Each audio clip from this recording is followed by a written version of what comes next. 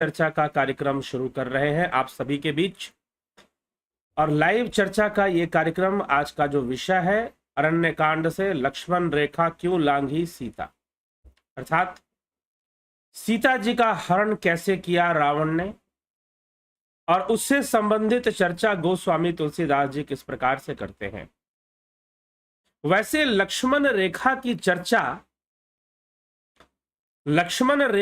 चर्चा आपको रामचरितमानस में नहीं मिलेगी। उसकी कोई बृहत व्याख्या या उसकी कोई बृहत जानकारी रामचरितमानस के अंतर्गत नहीं पाई जाती है लक्ष्मण रेखा की।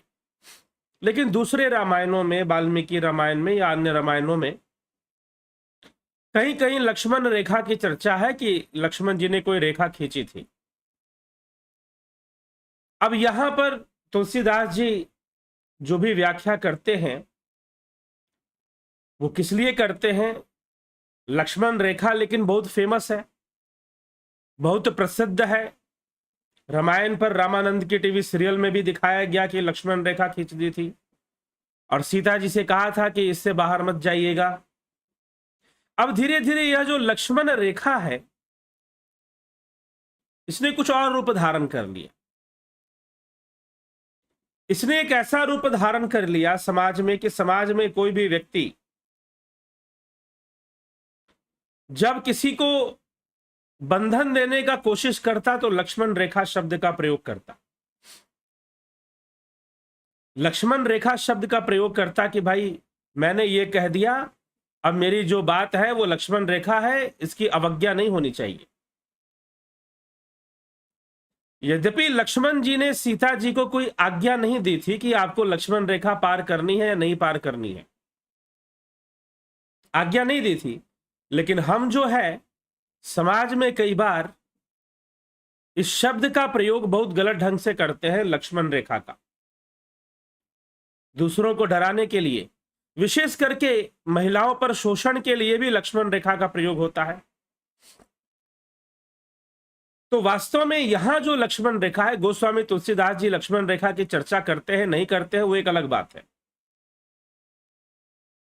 हम आएंगे उस चर्चा पर जहां पर ये घटना आती है। लेकिन लक्ष्मण रेखा शब्द का प्रयोग अलग ढंग से हुआ। लक्ष्मण रेखा वास्तव में क्या है? लक्ष्मण रेखा वास्तव में है क्या? लक्ष्मण रेखा है विवेक। लक्ष्मण रेखा है विवेक की रेखा। जिस व्यक्ति को विवेक प्राप्त है उसके साथ कोई समस्या नहीं है, लेकिन जो विवेकी नहीं है समस्या उसी के साथ। बंधन उसी के लिए है सारे, और लक्ष्मण रेखा भी उसके लिए है। लेकिन यहां पर माता सीता एक लीला कर रही हैं। लीला क्यों कर रही? क्योंकि तो खुद रामचरितमानस में लिखा हुआ है, स्वयं चौपाइयों में लिखा हुआ है कि किस प्रकार से ये लीला शुरू होती है और ये निर्णय होता है कि क्या करना है, लीला कैसे करनी है। स्वयं भगवान राम सीता जी को अपनी लीला समझाते हैं कि मैं एक अद्भुत लीला करूंगा, मैं एक अद्भुत लीला करूंगा हे सीते, तुम्हें उस लीला में मेरा साथ चाहिए, मुझे तुम्हारा साथ चाहिए। तो सीता जी एक लीला करती हैं। इसीलिए गोस्वामी तुलसीदास जी लक्ष्मण रेखा के चक्कर में नहीं पड़ते हैं। लेकिन फिर भी लक्ष्मण रेखा की चर्चा जो है इस विषय पर होती रहती है कि सीता जी ने लक्ष्मण रेखा पार कर ली और रावण ने हरण कर लिया था। तो वास्तव में वो रेखा कौन सी है? वो रेखा ज्ञान की रेखा है, वो रेखा विवेक की रेखा है। तो जो व्यक्ति जिसके पास कसौटी नहीं है, और कसौटी किस चीज की? किस चीज की कसौटी? क्योंकि रावण कौन सा वेश धारण करके आया? साधु वेश धारण करके आया। और यदि कसौटी नहीं है कि साधु कौन संत कौन, मात्र बाहरी विचारधाराओं से आपने साधु संत होने का निर्णय ले लिया, बाहरी वेशभूषा से ही किसी को साधु संत मानने का निर्णय आपने ले लिया, तो वहां समस्या होती है, वहां दिक्कत होती है। तो आइए चलिए गोस्वामी तुलसीदास जी क्या क्या कहते हैं उस पर हम चिंतन करते हैं, मनन करते हैं। तो शूर्पणखा, कल जो हमने कथा छोड़ी थी, शूर्पणखा के नाक और कान काट दिए, उसका सौंदर्य हनन कर दिया, उसका सुंदरता खत्म कर दी। अब वो सुंदर नहीं दिख सकती है, वो अपने सौंदर्य का दुरुपयोग कर रही थी, अपनी सुंदरता का दुरुपयोग कर रही थी। यही उसका अपराध था बेचारी, और उसका कोई अपराध नहीं था। उसने कुछ भी ऐसा नहीं किया था कि उसको वधा जाए, उसका वध किया जाए। वो वध करने योग्य नहीं थी। तो ये श्री राम जी अपने न्याय से एक मर्यादा की स्थापना करते हैं। श्री रामचंद्र जी ने ताड़का वध करके भी मर्यादा की स्थापना की, अहिल्या उद्धार करके भी मर्यादा की स्थापना की, और शूर्पणखा के नाक और कान कटवाकर भी मर्यादा की ही स्थापना की है।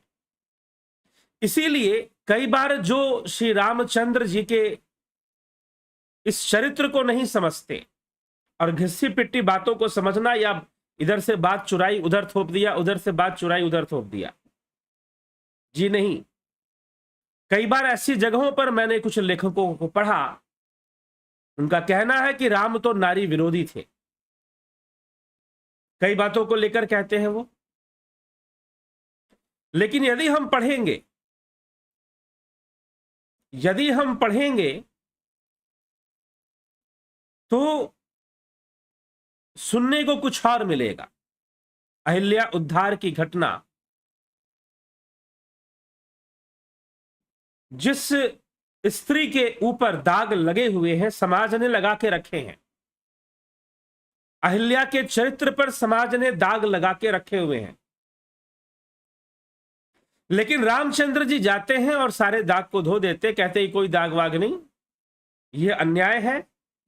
और देवी जो सब समाज से दूर होकर एकांत में रहती थी, और वहां पर पक्षी भी नहीं पहुंचते थे, मतलब गोस्वामी तुलसीदास जी अलंकृत करते हैं कि भाई पशु पक्षी भी नहीं पहुंचते, तो आदमी कहां से पहुंचेगा? कोई ऐसी स्त्री से बात करना नहीं चाहता, ऐसी स्थिति बन जाती है, ऐसी समस्या बन जाती है। राम जी ने सारी समस्या दूर कर दी कि यह अन्याय है, बिल्कुल अन्याय। अब शूर्पणखा पहुंची। शूर्पणखा वैसे ही जीवन में आहत है अपने भाई के अत्याचार से, उसके पति का वध हो चुका है। शूर्पणखा का कोई दोष नहीं है, उसके पाप भी नहीं है। यह कहना कि शूर्पणखा बहुत पापी थी या बहुत राक्षसी प्रवृत्ति की थी, दूसरों पर बहुत अत्याचार करती थी, ऐसी कोई कथा नहीं आती है। ताड़का के बारे में आता है कि वो ऋषि मुनियों के यज्ञों का खंडन करती थी, भ्रष्ट कर देती थी, और बहुत सारे जो उसके पुत्र थे वो राक्षसी प्रवृत्ति के थे, और वो बहुत उत्पात मचाया करते थे उसके सह से, उसके बल से। शूर्पणखा बधने योग्य नहीं थी। शूर्पणखा के अंदर एक ही कमी थी कि उसे अपने सौंदर्य का बहुत अहंकार था, उसे अपनी सुंदरता का बहुत अहंकार था कि वो बहुत सुंदर है।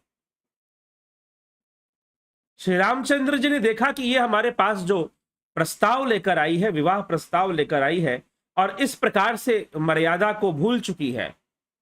मेरे पास आई, मैंने छोटे भाई के पास भेजा तो वहां भी चली गई। उसने कुछ और बहाना बना दिया कि मैं तो दास हूं। लक्ष्मण जी ने यह बात काटी नहीं। देखिए, भगवान राम ने कहा कि लक्ष्मण कुंवारा है, जाओ। लक्ष्मण जी ने मना नहीं किया कि मैं कुंवारा नहीं हूं। उन्होंने कहा मैं दास हूं, दासी बनकर तुझे रहना पड़ेगा अगर मुझसे विवाह करेगी तो। लक्ष्मण जी ने राम जी की बात नहीं काटी। वो कह सकते थे कि भाई मैं भी विवाहित हूं, लेकिन उन्होंने ऐसा नहीं कहा कि मैं भी विवाहित हूं। लक्ष्मण जी ने कहा कि मैं दास हूं और दासी जैसा तुझे जीवन जीना पड़ेगा। अगर वो जानते थे कि ये कहां दासी जैसा जीवन जिएगी, जिसे अपनी सुंदरता का अहंकार हो, और उसी वेश में वो सीता जी पर कहते कि झपटती है कि यही सारा जब मूल है, अगर इसकी मृत्यु हो जाए तो ये मुझसे विवाह कर लेंगे, कुछ ऐसी उसकी विचारधारा। तो उसका एक ही दोष था कि वो अपने सौंदर्य का अहंकार करके बैठी थी, और उसका सौंदर्य जो है श्री रामचंद्र जी ने छीन लिया, लक्ष्मण जी ने छीन लिया शूर्पणखा का सौंदर्य, कि तू अब सुंदर नहीं रहेगी। उसकी सुंदरता छीनी, उसके नाक काट काट दिए, बस इतना ही है।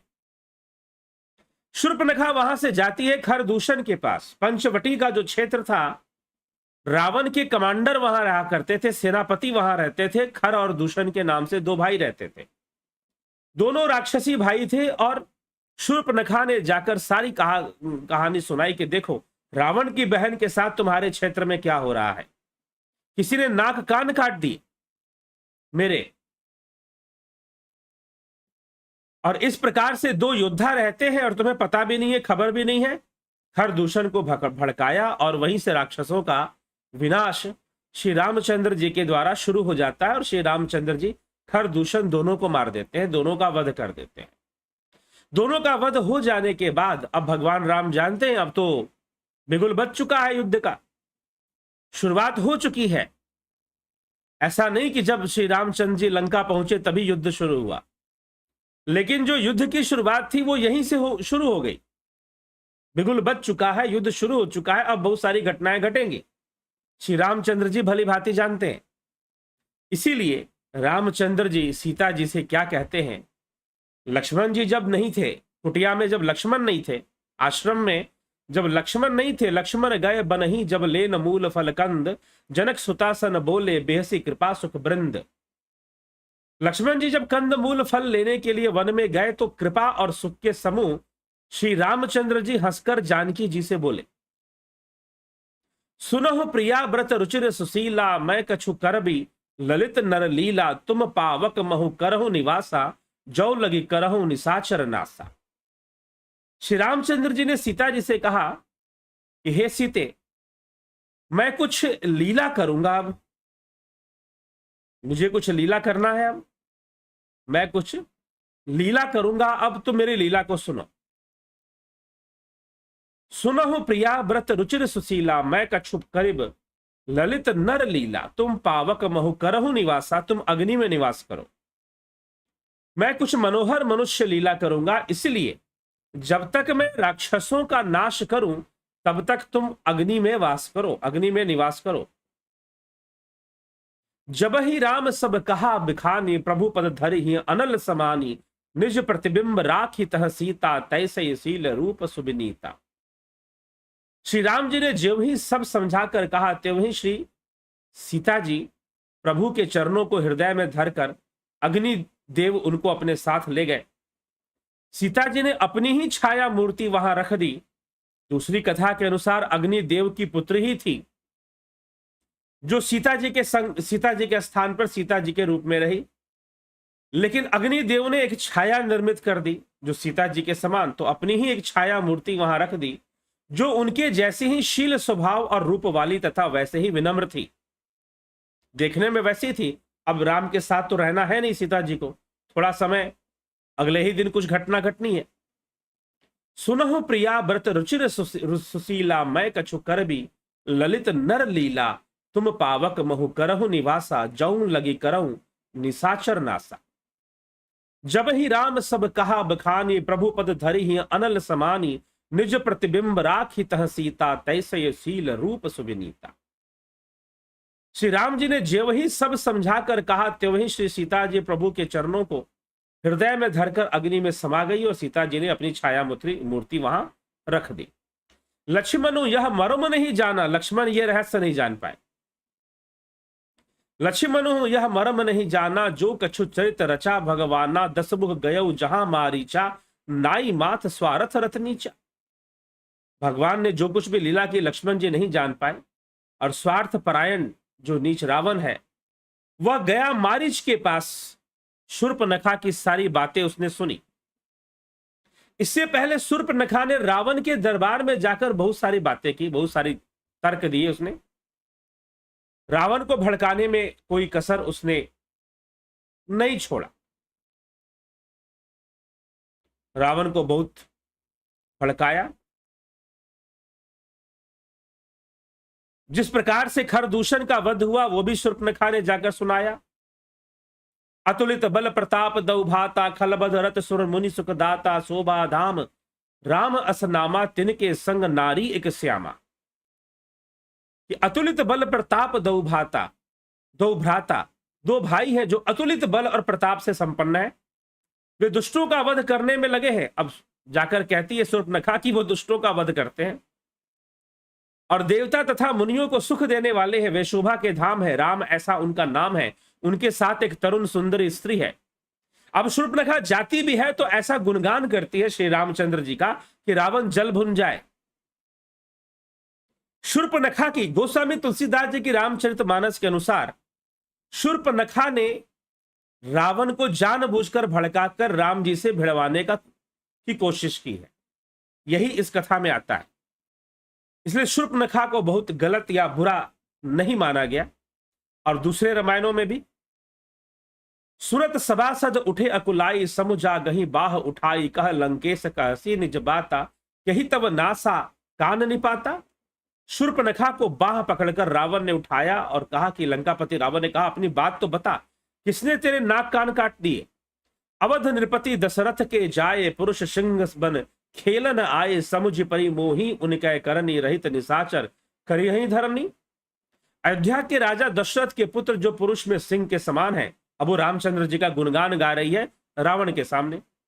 वन में शिकार खेलने आए हैं, मुझे उनकी करनी ऐसी समझ पड़ी कि वे पृथ्वी को राक्षसों से रहित कर देंगे। जिनकर भुजबल पाई दसानन, अभय भय विचरित मुनिकानन, देखत बालक काल समाना, परम धीर धनवी गुणनाना। जिनकी भुजाओं का बल पाकर हे दशमुख मुनि लोग वन में निर्भय होकर विचरने लगे हैं। वे देखने में तो बालक है पर है काल के समान। वे परम धीर श्रेष्ठ धनुर्धर, उनके गुणों से युक्त है। अतुलित बल प्रताप दौ भ्राता, खलबद रथ सुर मुनि सुखदाता, शोभा धाम राम असनामा, तिनके संग नारी एक श्यामा। राम जी का गुणगान किया, लक्ष्मण जी का गुणगान, और सीता जी को भी कहा कि उनके साथ एक सुंदर तरुणी स्त्री भी है। रूप रास विधि नारी संवारी, रति सत कोटि तासु बलिहारी, तासु अनुज काटे श्रुति नासा, सुनी तव भगनी करही परियासा। शूर्पणखा जानती है कि रावण दूसरों को उपदेश देता है लेकिन खुद बहुत कमजोर है, अपने हृदय से, अपने मन से वासनाओं के वशीभूत है। इसलिए सीता जी के सौंदर्य की विशेषता शूर्पणखा ने विशेष रूप से रावण को सुनाई कि रूप राशि विधि नारी संवारी, विधाता ने उस स्त्री को ऐसा सुंदर रूप दिया है कि 100 करोड़ रति उस पर निछावर हो जाए। रति का भी सौंदर्य, कामदेव की पत्नी रति का भी सौंदर्य ऐसा ना हो। उन्हीं के छोटे भाई ने मेरे नाक कान काट डाले, मैं तो तेरी बहन हूं, यह सुनकर मेरी हंसी करने लगे। खर दूषण सुनी लगे पुकारा, छन महु सकल कटक उन मारा, खर दूषण तीसरा कर घाता, सुनी दस शीस जरे सब गाता। मेरी पुकार सुनकर खरदूषण सहायता के लिए आए पर उन्होंने क्षण भर में ही सारी सेना को मार डाला। खर और दूषण और त्रिशरा का वध सुनकर रावण के सारे अंग जल उठे। सूफ न कहीं समुझाई करी, बल बोले सी बहुभाती, गयो भवन अति सोच बस, नींद परई नहीं राती। अब रावण को नींद आनी बंद हो गई। 2 कारण, एक तो कोई बहुत बलशाली योद्धा वन में आ गया है, दंडकारण्य में आ गया है, बहुत बलशाली योद्धा दंडकारण्य में आ गया है, और दूसरा कि उसकी पत्नी बड़ी सुंदर है। अब ये 2 बातें रावण को बहुत परेशान करने लगे। सुर नर असुर नाग खग माही, मोरे अनुचर कह को नाही, खर दूषण मोहि सम बलवंता, तिनहि को मारे बिनु भगवंता। देवता मनुष्य असुर नाग और पक्षियों में कोई ऐसा नहीं जो मेरा सेवक को भी पा सके, मेरे सेवकों को भी नहीं मार सकता। खर दूषण तो मेरे ही समान बलवान थे, उन्हें भगवान के सिवा और कौन मार सकता है। सुर रंजन भंजन मही भारा, जो भगवंत लिन्न अवतारा, तो मैं जाई बैरु हटि करहूं, प्रभु सन प्राण तजे भव तरहूं। देवताओं को आनंद देने वाले, पृथ्वी का भार हरण करने वाले भगवान ने यदि अवतार लिया है तो भी मैं जाकर उनसे हठ पूर्वक वैर करूंगा और प्रभु के बाण से प्राण छोड़कर भवसागर से तर जाऊंगा। रावण ऐसा सोच रहा है, तुलसीदास जी लिख रहे हैं। होई ही भजन उन तामस देहा, मन करम बचन मंत्र दृढ़ एहा, जौ नर रूप भूप सुत को हरिहु नारी जीत रन दो। इस तामस शरीर से भजन और साधना तो होने वाला नहीं है, अतएव मन वचन और कर्म से यही दृढ़ निश्चय है। और यदि वे मनुष्य रूप कोई राजकुमार होंगे तो उन दोनों को रण में जीतकर उनकी स्त्री को हर लूंगा। चला अकेले जान चढ़ी तहवा, बस मारीच सिंधु तट जहवा, इहां राम जसी जुगुति बनाई, सुनऊ उमा सो कथा सुहाई। रावण जो है वहां चला जहां मारीच रहता था समुद्र के किनारे। तब वहां पहुंचकर रावण जब वहां पहुंचता है, नवनी नीच के अति दुखदाई, जिमि अंकुश धन उरग बिलाई, भय दायक खल कै प्रिय बानी, जिमि अकाल की कुसुम भवानी। नीच का झुकना भी अत्यंत दुखदाई होता है, जैसे अंकुश धनुष सांप और बिल्ली का झुकना। हे भवानी, शिव जी कहते हैं भवानी, दुष्ट की मीठी वाणी भी भय देने वाली होती है, जैसे बिना ऋतु के फूल। करी पूजा मारिच तब सादर, पूछी बात कवन हे तुमन व्यग्र अति, अक्सर आयहु तात। तब मारिच ने उसकी पूजा करके आदर पूर्वक बात पूछी, हे तात आपका मन किस कारण इतना अधिक व्यग्र है और आप अकेले आए हैं। दसमुख सकल कथा तेहि आगे, कही सहित अभिमान अभागे, हों कपट मृग तुम छलकारी, जहि विधि हरि आनऊ नृप नारी। भाग्यहीन रावण ने सारी कथा अभिमान सहित उसके सामने कही, तुम छल करने वाले कपट मृग बन जाओ। जिस उपाय से मैं उस राजवधू को हर लाऊंगा, मैं सीता जी का हरण करूं, तुम कपट मृग बन जाओ। रावण कहता है मारीच से कि तुम कपट मृग बन जाओ, कपट मृग बन जाओगे तो मैं सीता का हरण कर लूंगा। और कपट मृग बनने की प्रेरणा मारीच को देता है। तो ही पुण्य कहा सुनहु दस। अब मारीच रावण को, मारीच राम का प्रताप जानता है, बिना फल के बाण मारा था और 100 योजन दूर समुद्र के किनारे जाकर मारीच गिर गया था, 100 योजन दूर। तो वो प्रभु का प्रताप जानता है, वो क्या बोलेगा। तेहि पुनि कहा सुनहु दस सीसा, ते नर रूप चराचर ईसा, तासो तात बयऊ नहीं किज्जय, मारे मरिय जियाहे जिज्जे। तब उसने कहा कि 10 शीश सुनो, वे मनुष्य रूप में चराचर के ईश्वर हैं। हे तात, उनसे वैर ना कीजिए, उन्हीं के मारने से मरना और उन्हीं के जिलाने से जीना होता है, सबका जीवन मरण उन्हीं के अधीन है, इसीलिए आप उनसे बैर मत कीजिए। मुनि मख राखन गयो कुमार, बिनु फर सर रघुपति मोहि मारा, सत जोजन आयहु क्षण माही, तिन्न सन बयरू की भल नाही। यही राजकुमार मुनि विश्वामित्र के यज्ञ की रक्षा के लिए गए थे। उस समय श्री राम जी ने बिना फल का बाण मुझे मारा था, जिससे मैं क्षण भर में 100 योजन दूर आकर गिरा हूं। उनसे वैर करने में कोई भलाई नहीं मिलेगी। भई मम कीट भृंग की नाई, जह तह मैं देखऊं दो भाई, जौनर तात तदपि अति सूरा, तिनहि विरोधी न आए ही पूरा। मेरी दशा तो भृंगी के कीड़े की सी हो गई। अब मैं जहां तहां भी श्री राम लक्ष्मण दोनों भाइयों को ही देखता हूं। और हे तात, यदि वे मनुष्य है तो भी बड़े शूरवीर हैं, उनसे विरोध करने में पूरा ना पड़ेगा, संशय है, मारीच को भी रावण को भी। तो संशय बहुत बड़ी चीज है। रावण को संशय है, रावण ये निश्चय नहीं करता है, रावण यह निश्चय नहीं करता है कि ये राम जी हैं। हाँ, उसे लग रहा है कि भाई खरदूषण का वध कोई साधारण व्यक्ति तो नहीं कर सकता, इसीलिए अगर वो नारायण भी है तो भी मैं उनसे वैर लूंगा, और यदि मैं उनके बाणों से मारा गया तो मेरी मुक्ति हो जाएगी, मोक्ष हो जाएगा। अगर नहीं तो उनकी सुंदर स्त्री को हर के लाऊंगा, क्योंकि उसने अनेकों राजकुमारियां और रानियों का हरण करके अपने पास रखा हुआ था, उनसे विवाह कर रखा था। इस प्रकार से रावण अपना जीवन व्यतीत करता था। तो रावण ने यही सोचा कि भाई यदि वो बहुत बलशाली हैं तो भी राजनैतिक दृष्टिकोण से मुझे उनसे युद्ध करना चाहिए और उनको पराजित करना चाहिए। यदि वो भगवान हैं तो फिर वो मुझे मारेंगे तो मेरी मुक्ति कल्याण होगा, इसलिए क्या सोचना। और नहीं तो अगर मैं उनको जीत लेता हूं तो उनकी पत्नी का हरण करके मैं ले आऊंगा, उनकी स्त्री का हरण करके मैं ले आऊंगा। इस प्रकार से वो रावण सोचता है, रावण विचार करता है, और यही सोचकर उसको समझाता है। मारीच को भी इसी प्रकार से समझाता है, और मारीच समझाता है कि मेरी दशा तो ऐसी हो गई कि मैं जहां देखता हूं मुझे राम लक्ष्मण नजर आते हैं, भृंग जैसी हो गई है, इसलिए तुम भी बैर मत मानो।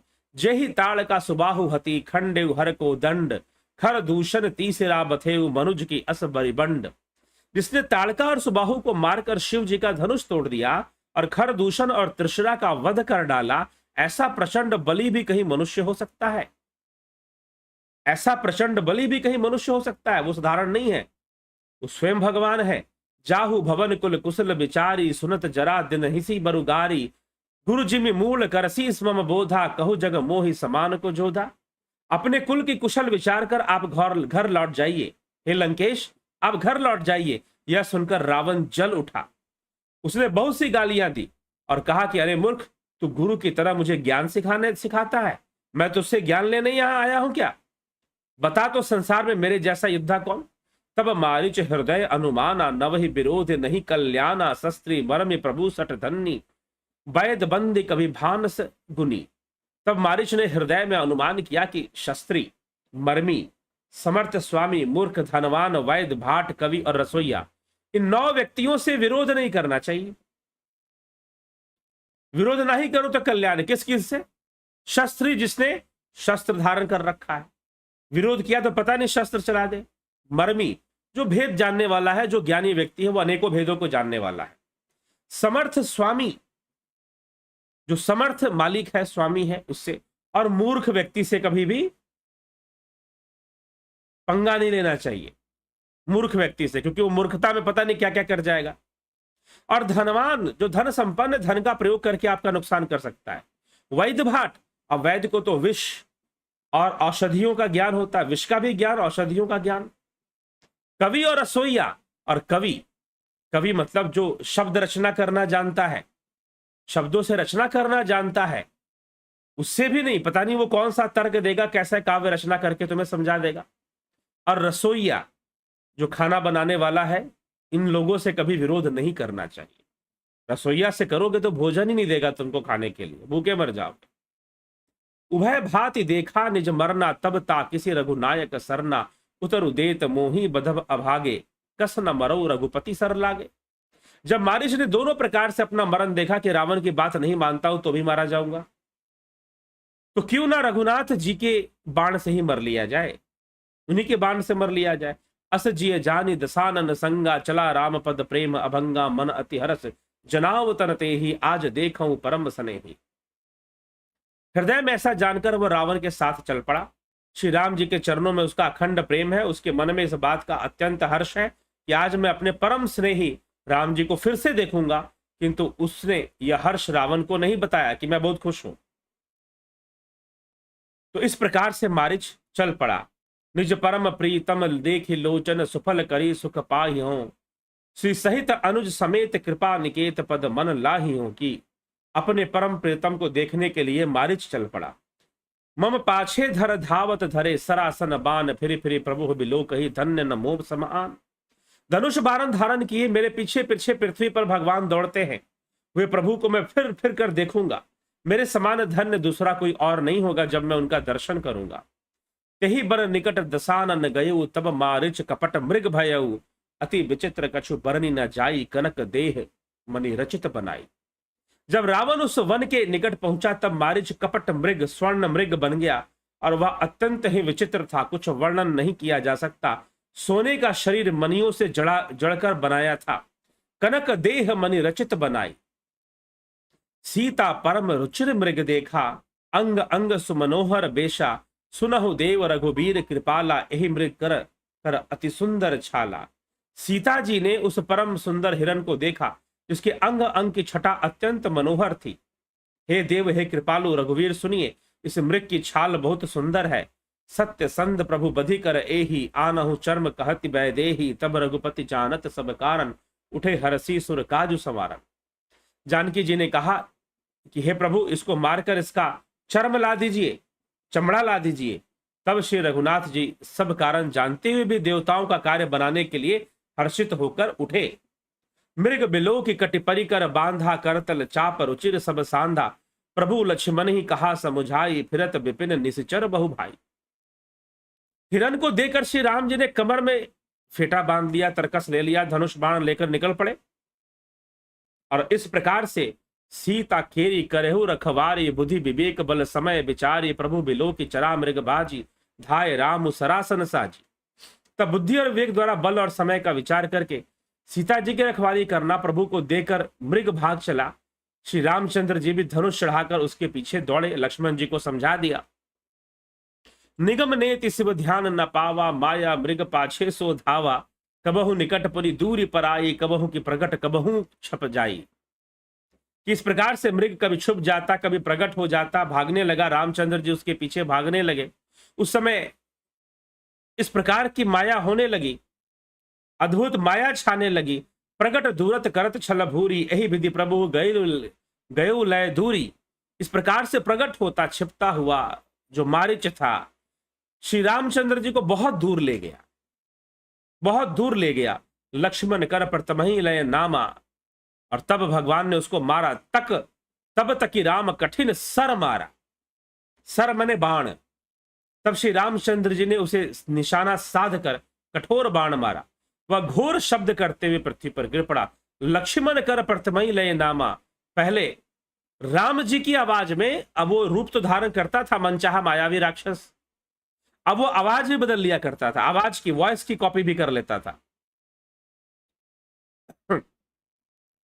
अब श्री रामचंद्र जी की आवाज में मारीच ने लक्ष्मण लक्ष्मण चिल्लाना शुरू किया। लक्ष्मण कर प्रथमहि लय नामा, पाछी सुमरन से मनु महुरामा, प्राण तज प्रगटसी निज देहा, सुमरे सु राम समेत सनेहा।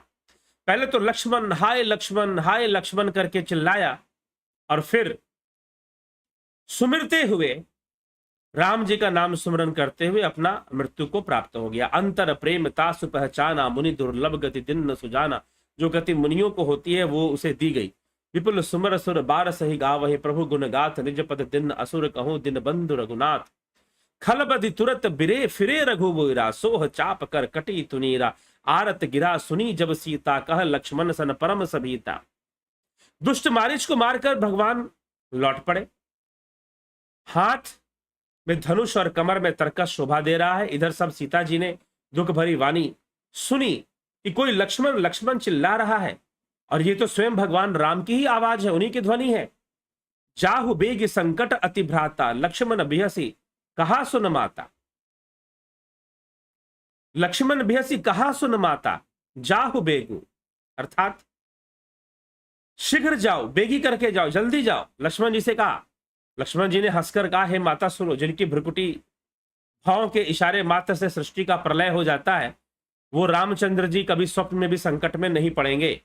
मरम बचन जब सीता बोली, हरि प्रेरित लक्ष्मण मन डोला। सीता जी ने मरम बचन बोला कि ठीक है, लेकिन फिर भी वो नर लीला कर रहे हैं, कोई संकट आ सकता है, तुम अपना कर्तव्य क्यों छोड़ते हो, जाओ। बर दिसि देव सौंपि सब काहू, चले जहां रावण शशि राहु। इस प्रकार जब सीता जी कुछ मर्म वचन कहने लगी, तब भगवान की प्रेरणा से लक्ष्मण जी का मन भी चंचल हो उठा। वो सीता जी को वन और दिशाओं के देवताओं को सौंप कर, दिशाओं के देवताओं को सौंप कर, जहां रावण रूपी चंद्रमा के लिए राहु रूपी श्री राम जी थे। सुन बीच दस कंधर देखा, आवा निकट जति के बेशा, जाके डर सुरी असुर डराही, निसना नींद दीन अन्न न खाई। रावण सुना, मौका देकर सन्यासी का वेश धारण यति। रावण सुना मौका, रावण ने जब देखा कि सुना पड़ा हुआ है, आश्रम कोई है नहीं, मौका देकर यति के वेश में, आवा निकट जति के बेशा, साधु के वेश में सीता जी के समीप, कुटिया के समीप आया और अलख जगाने लगा। अलख निरंजन अलख निरंजन, भिक्षाम देही भिक्षाम देही, भिक्षा मांगने लगा। और जब भिक्षा मांगने लगा तो सीता जी अपनी कुटिया से बाहर निकलती है भिक्षा देने के लिए। अब लक्ष्मण जी ने यहां पर कहा कि देवताओं को सौंप कर जा रहे हैं।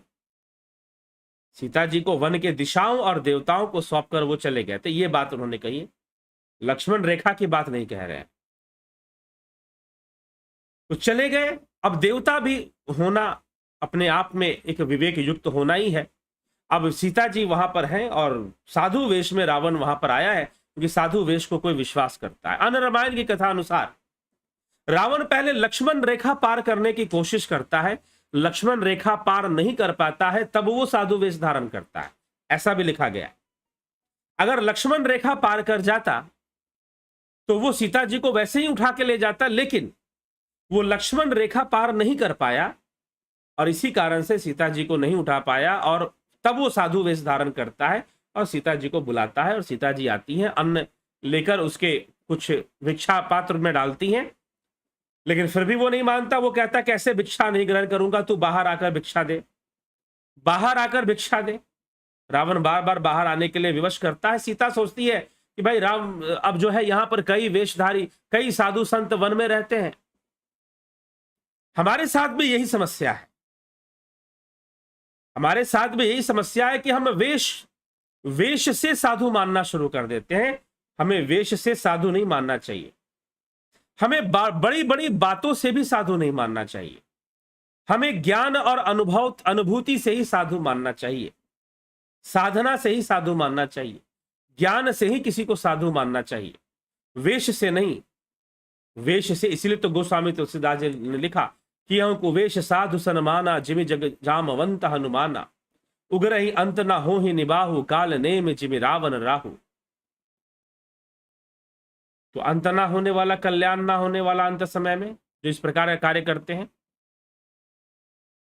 काल नेमी जिमि रावण राहु, काल नेमी ने वेश धारण किया, रावण ने साधु वेश धारण किया, राहु ने देवताओं का वेश धारण किया अमृत पीने के लिए, देवताओं के बीच में जाकर बैठ गया।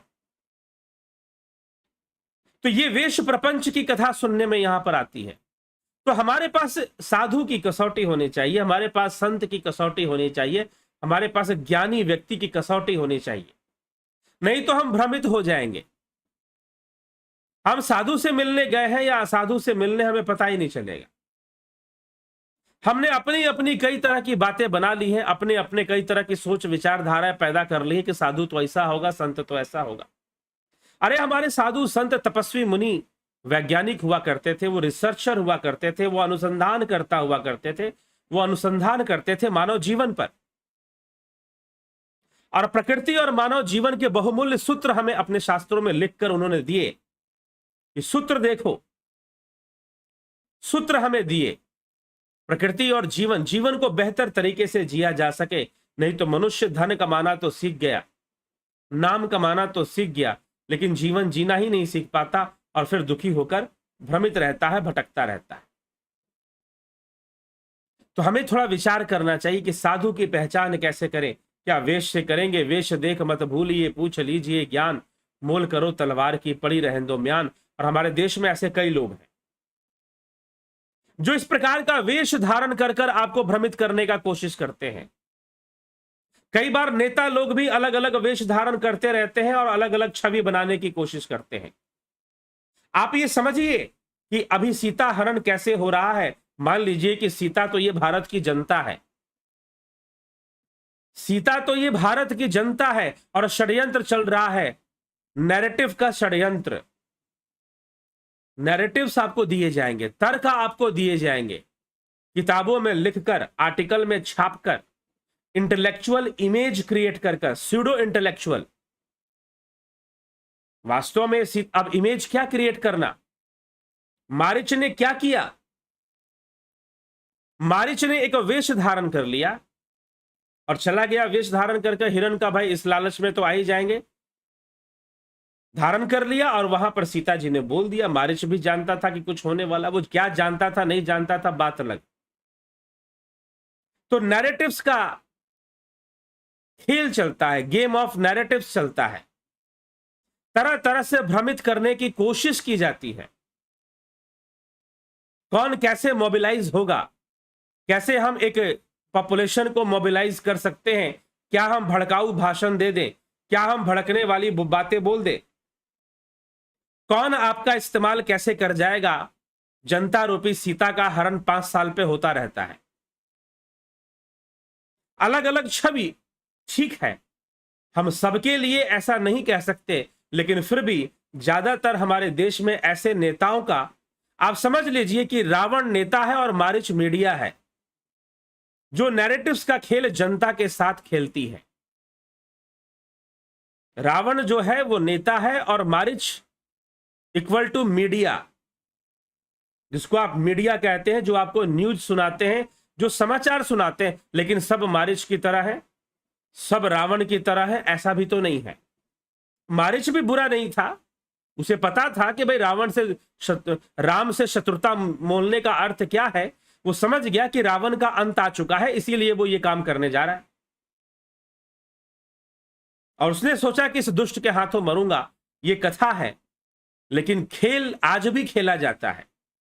आज भी हमारे सामने झूठ को परोसने के लिए बहुत तरह के वेश धारण किए जाते हैं। पूरी दुनिया भर में एक छवि बनाई जाती है, जानबूझकर छवि बनाने की कोशिश की जाती है। पूरी दुनिया भर में एक इमेज क्रिएट करने की कोशिश की जाती है। जैसे मारिच ने रामचंद्र जी के सामने एक छवि बनाई, और इसी प्रकार से कश्मीरी हिंदुओं पर जो अत्याचार हुआ, उनका जो पलायन हुआ वहां से, और जो अत्याचार हुआ, जो जिनोसाइड हुआ, जो नरसंहार हुआ कश्मीरी हिंदुओं के साथ, अनेकों वेश बनाकर उसे दुनिया भर में छुपाने की कोशिश की गई कि ऐसा कुछ हुआ ही नहीं है, ये सब बातें झूठ हैं, ऐसा कुछ हुआ ही नहीं है, बता दो। और भी कई कहानियां हैं, एक कहानियां नहीं है। अनेकों नरसंहार हुए 90 के दशक में।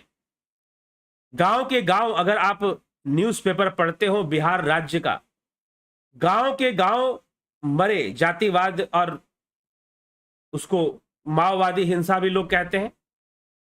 उस हिंसा में एक गांव के अंदर 40 पुरुषों को एक साथ काट दिया गया, एक आंदोलन के अंतर्गत। ऐसे कई इतिहास है। लेकिन ये जो मारिच है, यह जो जिसको आप कहते हैं न्यूज सुनाने वाले लोग, जो सभी ऐसे हैं। मैं फिर से बार बार कह रहा हूं, यह बात सबके लिए नहीं है, लेकिन जो चरित्र हमें देखने में आता है, जो चरित्र हमें देखने में आता है, बस उसी की चर्चा कर रहे हैं। तो अनेकों खबरें, अनेकों घटनाएं, जिनको ऐसे कर दिया गया जैसे कुछ हुआ ही नहीं। अरे हो गया तो क्या हो गया, होता रहता है। अनेकों बातों को इस तरह से कर दिया जाता है। बहुत महत्वपूर्ण बातें नहीं बताई जाती हैं, जो जनता को जानना चाहिए वो नहीं बताई जाती है, छुपा के रखा जाता है। अनेकों घटनाएं देश में ऐसी घटी, और जिसको मारिचों ने छुपा के रखा। ये मारिच हैं, नैरेटिव्स का गेम जो खेलते हैं आपके साथ, और यही लोग आपकी किताबें छाप देते हैं। यही लोग आपकी किताबें छाप देते हैं। उन्हीं के द्वारा लिखे हुए न्यूज़पेपर आप पढ़ते हैं, उन्हीं के द्वारा बनाई हुई फिल्में आप देखते हैं, उन्हीं के द्वारा परोसा हुआ समाचार आप सुनते हैं, न्यूज आप सुनते हैं। तो ये लोग कुछ ऐसा खेल खेलना शुरू कर देते हैं, और बड़ी बड़ी खबरों को दबा देते हैं, छुपा देते हैं, कुछ का कुछ बना देते हैं, कुछ का कुछ कर देते हैं। और कहीं ना कहीं, और ये सब खेल होता है फॉरेन फंडिंग से। रावण ही, मैंने पहले भी कहा, शरभंग ऋषि की मृत्यु कैसे हुई? रावण फंडिंग करता था कि भाई मेरे पक्ष में आ जाओ, देवता भी मेरे पक्ष में है, तुम भी आ जाओ। लोभ देता था, लालच देता था, भोग देता था, और जो इससे भी ना माने उसे मरवा देता था कि भाई ये तो ज्यादा ही भक्त बना हुआ है, चलो इसको मार डालते, खत्म कर देते हैं। शरभंग ऋषि ने मार्ग चुना कि नहीं, मैं तो अग्नि समाधि लूंगा, मुझे रावण छू भी ना पाएगा, और कभी छू भी नहीं पाया। श्री राम जी के दर्शन करके शरभंग ऋषि ने अपने देह को योग अग्नि में भस्म कर दिया, योग अग्नि में भस्म कर दिया। तो इस प्रकार से कथा आती है। तो मारिच, या मारिच क्या है? जो मिसगाइड करने का कोशिश करता है, नैरेटिव बनाने का कोशिश करता है, लेकिन उनके ही नैरेटिव को यूज कर कर उन्हीं का सर्वनाश करना राम जी अच्छे से जानते हैं। उनके ही नैरेटिव को यूज कर लेना, उनके ही तरीके को इस्तेमाल कर कर, और भगवान राम ने आज लीला कर दी कि वो रावण के जाल में फंस गए हैं। ये तो पहले से ही तैयार थे कि भाई ठीक है, तू जैसे लोगों को जाल में फंसाता है वैसे ही फंसा। भगवान राम ने रावण के जाल में फंसने की लीला कर दी। रावण बड़ा खुश था, रावण बड़ा प्रसन्न था कि मैंने राम को अपने जाल में फंसा लिया। रावण प्रसन्न हो गया, अरे भाई यह तो नारायण नहीं है। यदि यह भगवान होता यदि यह भगवान होता तो भगवान को तो पता है कि उसने इस दुनिया में सोने का मृग नहीं बनाया। सोने के मृग तो नहीं होते हैं। रावण बड़ा खुश कि उसने राम को अपने जाल में फंसा लिया, लेकिन वो खुद किस जाल में फंस रहा उसे अंदाजा नहीं। तो इस तरह से जो छद्मवेशी हैं, जो सनातन विरोधी हैं, जो हिंदू विरोधी हैं, वो इस तरह से काम करते हैं। समझिए, आप आज के माहौल को समझिए कि सनातन विरोधियों के, सनातन धर्मियों के साथ, सनातन अनुयायियों के साथ किस प्रकार का षड्यंत्र। इसीलिए एक शस्त्र नहीं चलता, एक शस्त्र नहीं चलता।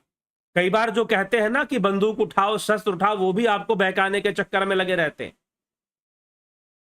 वो भी आपको बहकाने के चक्कर में लगे रहते हैं। संभल कर, नैरेटिव्स का गेम चलता है। रावण ने यही गेम खेला। रावण ने राम जी को जाल में फंसाने की कोशिश, इससे उसने राम जी की परीक्षा भी ले ली। चलो भाई, क्लियर हो गया। सोने के हिरण के पीछे भागा, इसका मतलब भगवान तो नहीं है। फिर क्या दिक्कत है? ले जाते हैं इसकी सुंदर पत्नी को, इसकी सुंदर पत्नी को उठाकर ले जाते हैं। फिर रावण ने यही सोचा। रावण को क्या पता कि मैं जाल में फंस रहा हूं, मुझे जाल में फंसाया जा रहा है। रावण की जो चाल थी वही चाल वो चलता गया। तो आप चाल समझिए कि किस प्रकार से पूरे देश को भ्रमित किया जाता है, और उसमें किस किस तरह के लोग। आप अगर सोचते हैं कि अगर कश्मीर के अंदर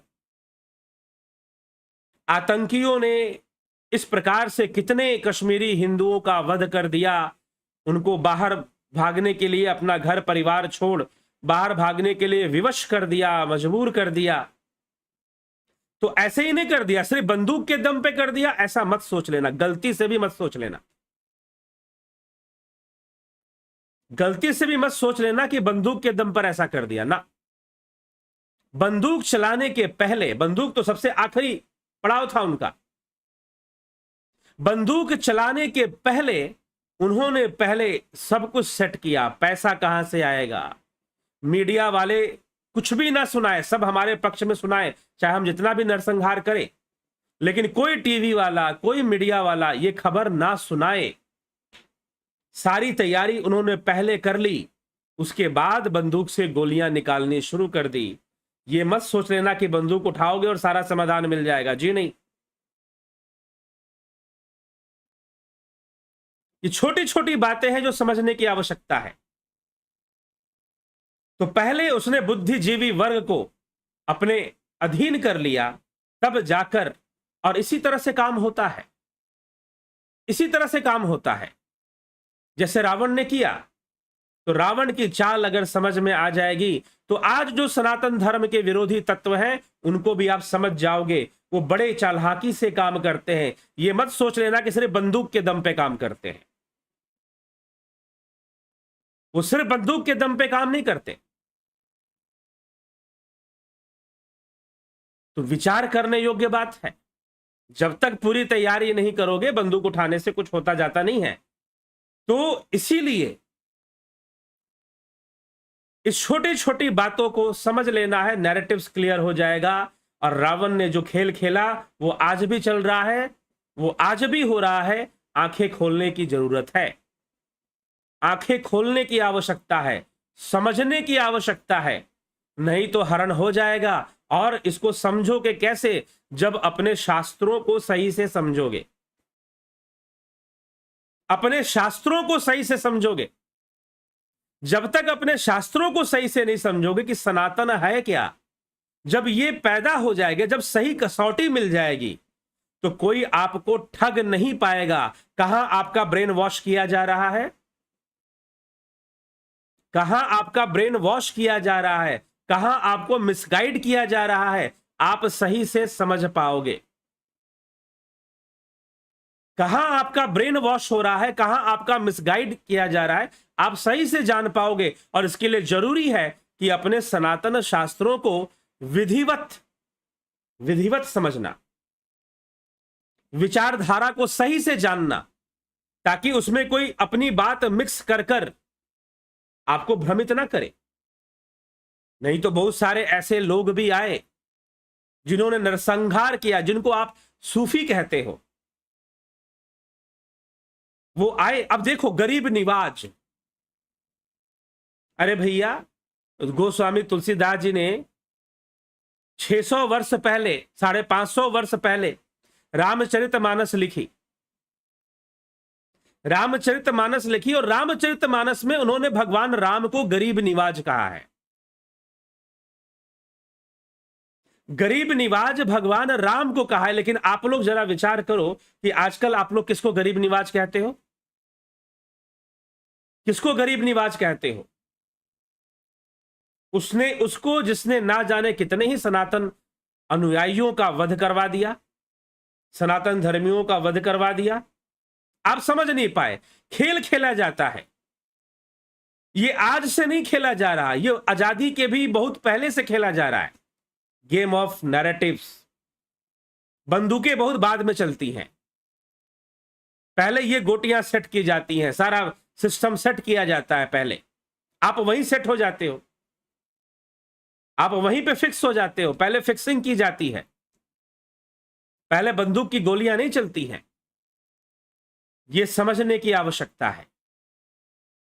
तो इसीलिए ये मारिच मीडिया, मारिच सबके लिए मैं ये नहीं कह रहा, बार बार इसलिए रिपीट कर रहा हूं। हां, कुछ मीडिया वाले ईमानदार भी हो सकते हैं, कुछ ईमानदार भी हो सकते हैं, कुछ नेता भी अच्छे हो सकते हैं, और अच्छे हैं तभी तो बचा हुआ है बहुत कुछ। सब खराब होते तो कैसे हो जाता? फिर तो कुछ बचता ही नहीं, अगर सब बुरे हो जाते तो। लेकिन फिर भी लगता है कि 80% बुरे वाले श्रेणी में ही जाएंगे। मारिच और रावण की जो दोस्ती है, मारिच और रावण की जो मित्रता है, वो समझ लो कि भ्रष्ट नेताओं और मीडिया, भ्रष्ट पत्रकारों की मित्रता जैसे चलती है, ये दोनों मिलकर जनता को भ्रमित करने का बहुत बड़ा षड्यंत्र करते हैं। पत्रकारिता गलत नहीं है, पत्रकार गलत हो सकता है। राजनीति गलत नहीं है, राजनेता गलत हो सकता है। ठीक है, इसको समझ लीजिएगा। तो इसीलिए इसको समझिए और अपनी आंखें खोलिए, नहीं तो कहीं आपका हरण तो नहीं हो गया है, पता भी नहीं चलेगा कि आप कहां मिसगाइड हो गए हैं, कहां आप ब्रेन वॉश हो गए हैं, आपको समझ ही में नहीं आएगा, समझ में ही नहीं आएगा। और समझने के लिए देख लीजिए द कश्मीर फाइल्स, थोड़ा सा समझ में आएगा। और साथ में ये रामचरितमानस की चर्चा भी सुन लीजिए तो और समझ में आ जाए थोड़ा। तो इसलिए सही से समझेंगे, सही विचारधारा होगी तो सीता जी का हरण नहीं होगा, जो आपकी धर्म रूपी सीता है, आपकी धार्मिक भावना रूपी सीता है, तो उसका हरण नहीं होगा। नहीं तो कोई सूफी, कोई दरवेज, कोई अकबर, कोई औरंगजेब, तो कभी कोई कुछ, कभी कोई कुछ बनकर आएगा और आपका हरण कर लेगा, आपके आने वाली नई पीढ़ी का हरण कर लेगा, न्यू जनरेशन को करप्ट कर देगा, भ्रष्ट कर देगा। तो ये मारिच और रावण ऐसे ही हैं जैसे हमारे देश में भ्रष्ट नेता, बिके हुए नेता, जो फॉरेन फंडिंग पर अपना ईमान चरित्र सब बेच चुके हैं, वो नेता। और साथ ही कौन? यह जो समुदाय है पत्रकारिता का, पत्रकारों का, पत्रकारिता नहीं कहना चाहिए, पत्रकारिता तो समाज सेवा का कार्य है, लोक कल्याण का महान कार्य है, महान शुभ कार्य है ये। लेकिन कोई भी शुभ कार्य, अब डॉक्टर का प्रोफेशन है, बहुत ही अच्छा काम है, बहुत अच्छा काम है, लोगों की सेवा का काम है, जन सेवा का काम है। लेकिन वही डॉक्टर यदि पैसे कमाने के लिए लोगों की जान लेने लगे तो उससे बड़ा दानव भी कोई नहीं होगा फिर। वैसे ही जो काम जितना अच्छा वो उतना बुरा भी हो सकता है। वैसे ही संत वेश में भी है, संत साधु, संत ऋषि मुनि लोग कल्याण करते हैं, लेकिन उन्हीं का वेश धारण कर रावण सीता जी का हरण करने आया है। वो तो राम की सीता थी, वापिस आ गई, ना जाने कितनी सीता जाती है, वापिस नहीं आती, आज नहीं आती, आज कितनी सीता जाती है। ठीक है, इसीलिए सीता हरण प्रसंग सुनने बैठे हैं लक्ष्मण, इसीलिए मैंने लक्ष्मण रेखा, यद्यपि गोस्वामी जी लक्ष्मण रेखा की कोई चर्चा नहीं करता, लेकिन फिर भी समझने की आवश्यकता है। अगर शास्त्रों का मूल ज्ञान आपके पास है, यदि समझ आपके पास है, आप नहीं फंसोगे। कोई वेश धारण कर कर, कोई गुरु बनकर आपको नहीं फंसाएगा। और ये जो षड्यंत्र चलता है सनातन धर्म के विरुद्ध, वैश्विक षड्यंत्र है। आप ये मत सोचो कि देश में, वैश्विक षड्यंत्र है, बहुत बड़ा षड्यंत्र है। आप उसको सही ढंग से समझ पाओगे। नैरेटिव का गेम चलता है, आपको समझाए जाते हैं बड़े मासूमियत से, युवाओं को, यूनिवर्सिटी में पढ़ने वाले युवाओं को भ्रष्ट करने का प्रयास किया जाता है, समझाकर, तर्क देकर। अनेकों तर्क दिए जाते हैं अच्छे अच्छे आदर्शों के नाम पर, अच्छी अच्छी बातों पर के उदाहरण लेकर तर्क दिए जाते हैं। और वह युवा जो बेचारा क्या पढ़ेगा, वो अभी तक उसने शास्त्र अध्ययन तो किए ही नहीं है, इतिहास भी नहीं पढ़ा सही से। बेचारा वो यूनिवर्सिटी में अभी पढ़ ही रहा होता है, सीख ही रहा होता है, और वो भी कोई सही जानकारी उसको मिलती नहीं है किताबों से, जिन लोगों ने किताबें लिखी हैं। सारे गलत इतिहास ही उसे पकड़ाए जाते हैं। अब वो क्या करे, वो फंस जाता है और कहीं ना कहीं उस नैरेटिव्स का शिकार हो जाता है। तो हरण हो गया, जहां शिकार हुआ समझो वही हरण हो गया। यही सीता है, यहीं पे हरण होता है। सीता आपकी वो भावना है, सीता आपका वो मन है, वो विचारधारा है जो सनातन धर्म के प्रति समर्पित है, लेकिन उसका हरण कर लिया जाता है। तरह तरह के तर्क देकर, तरह तरह के विचार देकर हरण कर लिया जाता है उस सीता का। कहीं आपकी सीता हरण तो नहीं हो गई, कहीं आपकी सीता हर तो नहीं ली गई। ये आपको ध्यान रखना है, ये आपको इस पर ध्यान देना है, नहीं तो ये बहुत ऊंची ऊंची और बड़ी बड़ी बातें कर कर नहीं कुछ हो जाएगा। अभी कोई नेताजी चिल्ला रहे थे कि तुम भी शस्त्र उठाओ, ये करो, वो करो। अरे कहने से क्या हो जाएगा? सिस्टम को कैसे आप हैंडल करेंगे जब तक समझेंगे नहीं? इसीलिए समझदारी के साथ, विवेक के साथ अपने अपने आप को सनातन धर्म में शिक्षित कीजिए, शिक्षित कीजिए। सनातन धर्म के शास्त्रों में सही से शिक्षित कीजिए। पहले जो दार्शनिक भेद है उसको समझिए कि दूसरे विचारधाराओं में और सनातन धर्म की विचारधारा में जो दार्शनिक भेद है। आपको एक मैं बात बताता हूं, कभी आप यूरोप का इतिहास पढ़िए। कुछ मूर्ख मुझे आकर बोलते हैं, हालांकि भारत में जो बेचारे गरीब गांव में रहने वाले जो आदिवासी हैं, उनको जाकर समझाया जाता है कि देखो यूरोप के देश बहुत अमीर हैं, धनवान हैं, क्योंकि वहां लोग ईसा को मानते हैं, क्रिश्चियन है वो लोग, और क्रिश्चियनिटी को मानते हैं, इसलिए है, इसलिए वो अमीर है, इसलिए वो धनवान है। अब क्या किया जाए, थोड़ा सा इतिहास पढ़िए यूरोप का जाकर। जब से ईसा, जिसको जीसस क्राइस्ट कहा जाता है, वो जब से आया तब से यूरोप में अंधकार युग शुरू हो गया। और जब ईसाइयत का विरोध वहां के वैज्ञानिकों ने, वहां के दार्शनिकों ने शुरू किया, तब यूरोप का विकास शुरू हुआ। इसका प्रमाण है, इस बात का प्रमाण है। और उस समय जो फ्रांस के, जर्मनी के, इंग्लैंड के कई दार्शनिक ऐसे थे जिन्होंने ईसाई मत का तोड़ देने के लिए हमारे भारतीय दर्शन के विचारों को उठाना शुरू कर दिया।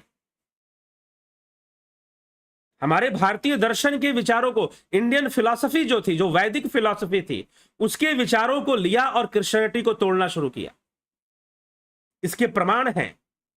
मैं ऐसे ही नहीं कह रहा हूं, किसी के सुन के नहीं कह रहा हूं, खुद अध्ययन करके यह बात आपसे कह रहा हूं। लेना शुरू कर दिया। इसीलिए जानिए कि मूल शास्त्र हमारे क्या समझाते हैं। तब जो वैचारिक दृढ़ता आएगी, विचारों से जो दृढ़ता आपके अंदर तब आएगी, वो दूसरे माध्यम से नहीं आ सकती है। वैचारिक दृढ़ता की बहुत आवश्यकता है।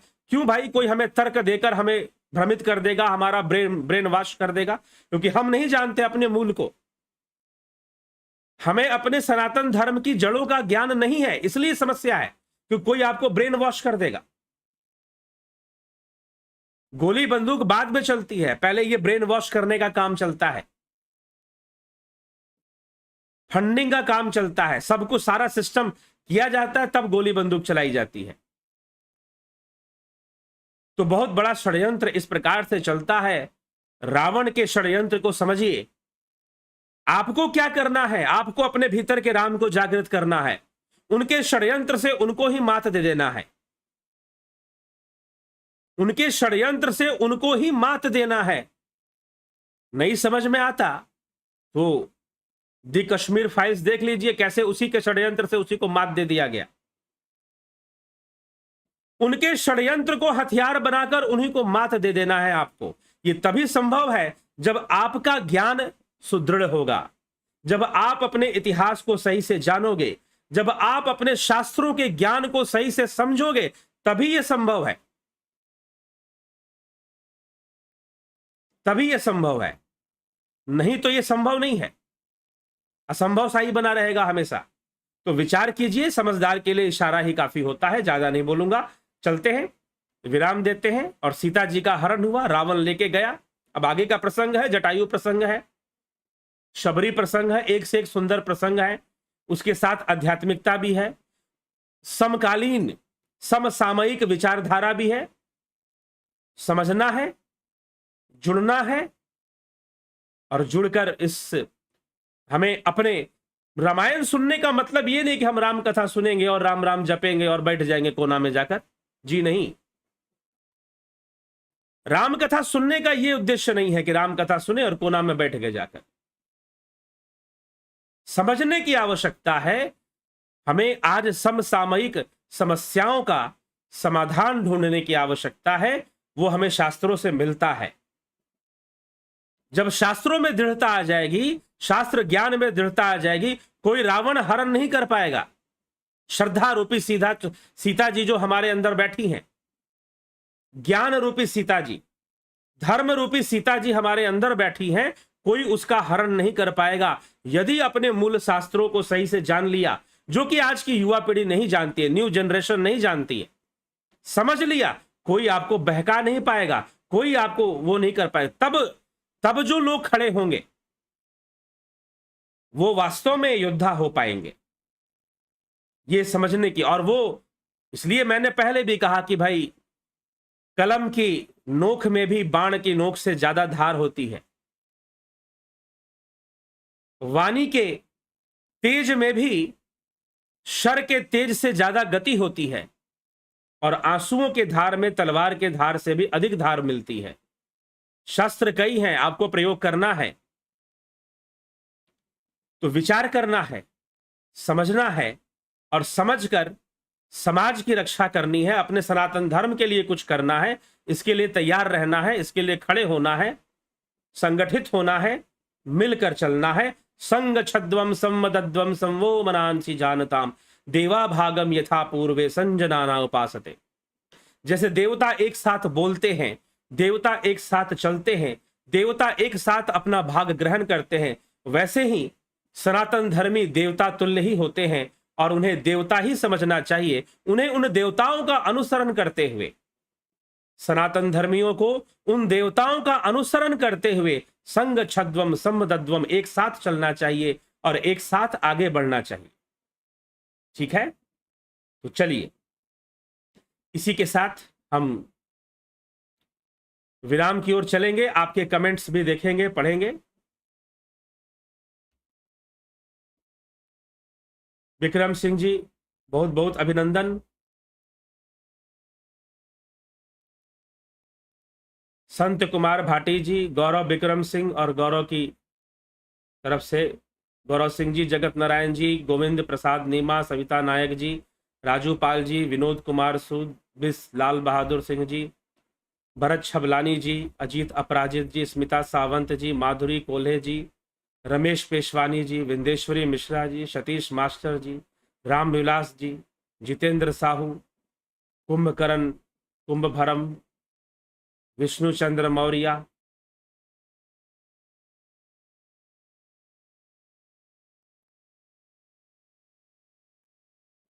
नरेंद्र कुमार जी, जय श्री राम, क्या रावण नकली सीता जी को ले गया था? जी। काशीनाथ जी, ओम तत्सत जी। इसलिए आप भी, वही तो बात है ना, जिस जाल का प्रयोग रावण कर रहा था उसी जाल का प्रयोग भगवान राम ने कर लिया। जिस जाल का प्रयोग रावण कर रहा था उसी जाल का प्रयोग, जिस जाल में वो राम जी को फंसाने में लगा था, उसी जाल का प्रयोग भगवान राम ने कर लिया। बात खत्म। भगवान राम ने कहा कि मुझे षड्यंत्र करने की क्या आवश्यकता है, ये दुष्ट खुद ही षड्यंत्र करता रहता है और करेगा षड्यंत्र। ठीक है, और उसने किया और फंसा। भगवान राम प्रतीक्षा कर रहे थे, करो षड्यंत्र, देखता हूं। बस ऐसा विवेक आ जाए हमारे पास। काशीनाथ जी, बहुत अभिनंदन आपका। ज्योतिष कोर्स कब से स्टार्ट होगा? कोई ज्योतिष कोर्स अभी स्टार्ट नहीं हो रहा है। जलाराम रायका जी, कमलेश खैरनर जी, बहुत अभिनंदन। राम निवास मीना, रूपलाल विश्वकर्मा, कृष्ण देव झा, सरोज कृष्णानी, गंभीर शाह, एके त्यागी, अवनी प्रधान, मनीष जादव, भिखू कुचाड़िया, उज्जवल छेत्री, अमन कक्कर, विवेक कुमार, एसके मिनहास, उत्कर्ष तिवारी जी, बिमला शाह जी, योगेंद्र पंडित, कमलेश उपाध्याय, अपर्णा सिंह, श्वेता कुमारी, माँ राजेश्वरी, संतोष देवी, चंद्रेश्वर पांडे, जितेंद्र सिंह सिसोदिया, बेस्ट फ्रेंड्स, बलवंत सिंह गोहिल, गेन शर्मा, शाम सिंह कश्यप, राकेश कुमार साहू, रचना के, कलिंद्र सेठ, पंकज सोनी, मनीष जादव, सोमू। आजकल समाज में मॉडर्न कल्चर बोल बोलकर सनातन पर पर्दा डाला जाता है। लोगों को पता नहीं कि असली अंधविश्वासी सनातन नहीं कुछ और ही है। ठीक है गुरुजी, यदि एक हिंदू का खून बहेगा तो उसके बदले 10-11 की हत्या करना सही है? कौन बोला ये बात? कौन बोला? किसने कहा? आप ये प्रश्न कर ही क्यों रहे हैं, समझ में नहीं आ रहा।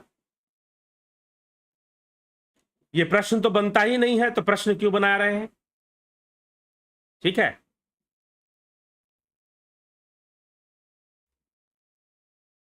रामचंद्र ने सीता जी से ऐसा क्यों कहा कि ऐसा कलयुग आएगा, हंस चुगेगा दाना तिनका? कब कहा, कहां कहा? राम जी ने ये कहा कि ऐसा कलयुग आएगा, हंस चुगेगा दाना तिनका? ये कवियों की वाणी में लिखा गया है, रामायण में ऐसा वर्णन नहीं मिलता है। ठीक है, रामायण में ऐसा वर्णन नहीं मिलता है। ये किसी और कवि ने ऐसा कहीं पर लिखा है कि भाई ठीक है, कलयुग को समझाने के लिए रामचंद्र कहे गए सिया से। यह एक दूसरी कविता है, ये तुलसीदास जी के रचित नहीं है। ठीक, कोई अलग से कहीं पर कुछ वाणी ऐसी लिखी गई है। तो रामायण में तो तुलसीदास जी ऐसा कहीं पर चर्चा नहीं करते हैं कि ऐसा कहा गया है। रामायण के अंदर नहीं कहा गया है। रामचरितमानस में ऐसी कोई चौपाई नहीं मिलती है कि रामचंद्र कहे गए सिया से ऐसा कलयुग आएगा, हंस चुगेगा दाना तिनका, कौवा मोती खाएगा। रामचरितमानस में ऐसी कोई चौपाई मुझे नहीं मिली है कि ऐसा कहीं पर कहा गया हो। अगर कहा गया तो आप चौपाई नंबर, संख्या, कांड, किस कांड में, किस दोहे के में, किस चौपाई में कहा गया है, जरूर मुझे सूचित करें, जरूर मुझे बताएं। हो सकता है मेरे पढ़ने में कोई त्रुटि रह गई हो। यदि आपको मिला है ऐसी कोई चौपाई कि जहां पर यह लिखा गया हो रामचरितमानस में कि श्री रामचंद्र जी सीता से कह रहे कि रामचंद्र कह गए सिया से ऐसा कलयुग आएगा, हंस चुगेगा दाना, नहीं, किसी और कवि ने ऐसा वर्णन किया है। ठीक है, चलिए चलते हैं, आगे बढ़ते हैं और विचार करते हैं इस सभी विषयों पर, और विचार कर कर समझने का प्रयास करते हैं। कल फिर मिलते हैं लाइव चर्चा में 9 बजे, आगे के प्रसंगों और विचारों को लेकर। बहुत बहुत आभार आप सभी का। कोर्स शुरू हो गया है, ध्यान दें। कोर्स ध्यान शुरू नहीं हुआ है, 14 अप्रैल से शुरू होगा। उसकी ज्वाइनिंग शुरू हो गई। जो ज्वाइन करना चाहते हैं संपर्क कर सकते हैं।